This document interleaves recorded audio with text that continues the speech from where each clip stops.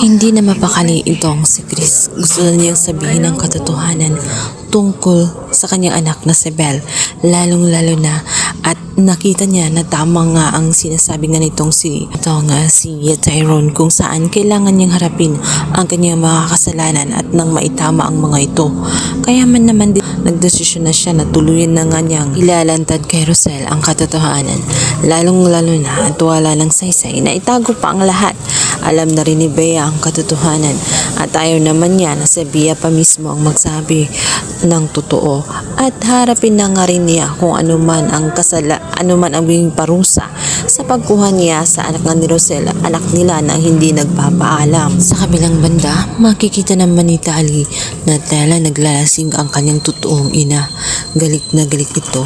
Palibhasa ay napaparanoid siya sa kanyang kasalanan na ginawa. Nagkaroon siya ng matinding pagka-guilty dahil nagawa niyang patayin ang taong minahal niya dahil na rin sa namuo ang galit sa kanyang dibdib matapos makita niya na kailanman hindi na siya pipiliin itong si Darius sapagkat si Roselle ang gusto. Kaya naman hindi rin niya sukat akalain na tuluyan nga niyang mapatay itong si Darius. Hindi rin kasi niya matanggap ang katotohanan na iniwan siya sa ere nitong si Darius at mas pinili nga ito nang usisain nga siya ni Tali kung ano ang naging dahilan ng kanyang pagwawala at paglalasing.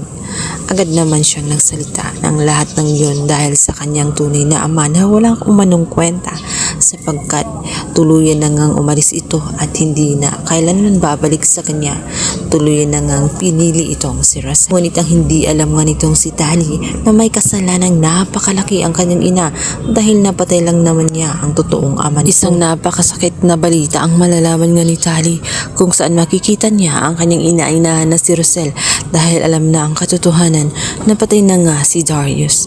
Halos hindi siya makaimik at lalo pa silang magulantang sapagkat darating nga itong si Chris upang sanang sabihin ang katotohanan tungkol kay Belle sa kanyang mga ginawa at nang sa ganun ay mapanatag na siya. Subalit hindi niya ito mabigkas sapagkat naunahan na siya ni Roselle kung saan akala niya ang sasabihin nga niya ay tungkol nga kay Darius sapagkat alam na niya ito.